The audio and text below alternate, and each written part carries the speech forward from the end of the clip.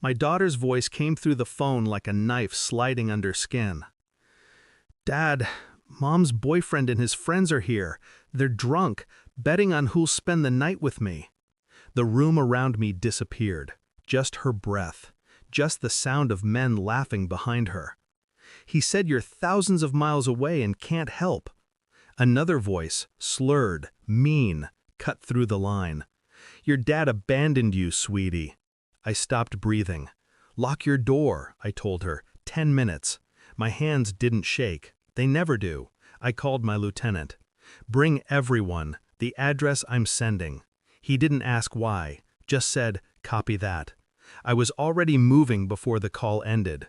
Every step was silent. Every thought weaponized. She had 10 minutes, and I was going to make sure they felt every second of them. We reached the house in 7. Lights off, curtains drawn, music still playing inside. Her mother's car was parked outside. I saw her silhouette through the window, drinking, laughing, oblivious.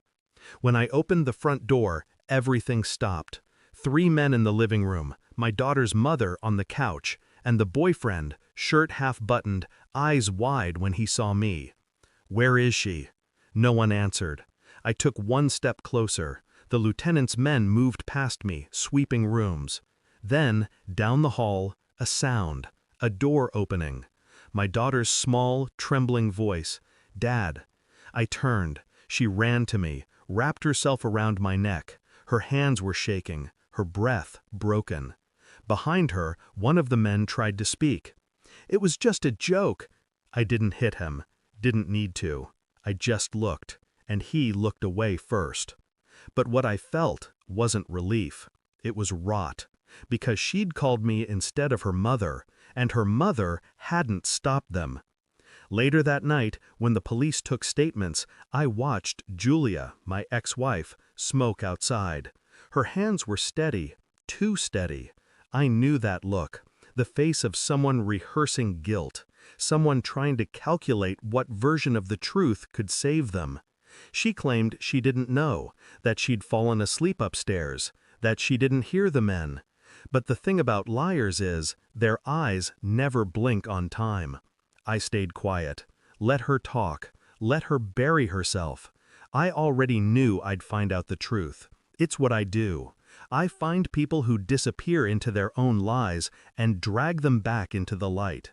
I had my contacts pull phone logs, surveillance, messages. And in the meantime, I played the role she expected. The soldier, too numb to process, too broken to fight back. She believed it. They all do. 3 days later, I had everything.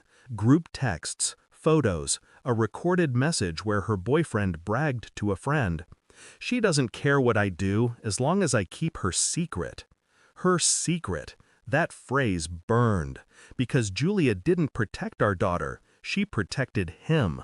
Because he knew. About her. About something she'd done years ago, when our marriage still had a pulse. I confronted her on a Thursday. No yelling, no accusations. Just control. We met in her kitchen. She poured herself wine. I poured her the truth. The photos, the messages, the recording, and the affidavit from her boyfriend's friend confirming everything. She tried to keep her composure, tried to smile, to use that same tone she always used when she wanted to disarm me. "You don't understand what it's like raising them alone." I cut her off. "You didn't raise them. You used them." She froze. "He knew about the affair, didn't he? The one you had before our divorce?"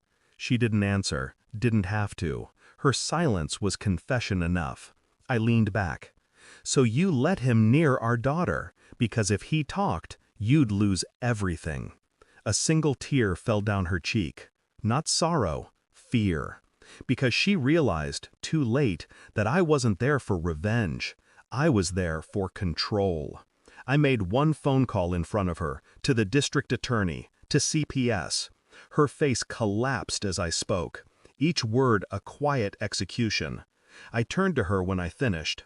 "You won't see them again, not until a judge decides you're something more than a liability." "You can't do this," she whispered. I already did. I didn't raise my voice, didn't look back, because power doesn't shout. It walks away when the other person still thinks they have a chance. It's been 4 months. My daughter sleeps through the night again. Her hands don't tremble when the phone rings. Sometimes she asks if I still love her mother. I tell her, love isn't what people think it is. It's not warmth. It's not forgiveness. It's the ability to remember what someone did and never let them do it again. Julia called once from rehab, left a message, said she wanted to apologize. I deleted it without listening. Because I'm done saving people who choose their monsters. That night, I sat beside my daughter as she fell asleep. The house was silent, safe. For the first time in years, I didn't feel like a soldier, just a man who finally learned that some battles aren't fought to win, they're fought to end. And this one was over. Thanks for watching. Don't forget to like, share, and comment. Subscribe now to Cheating Stories Insight World for more amazing stories.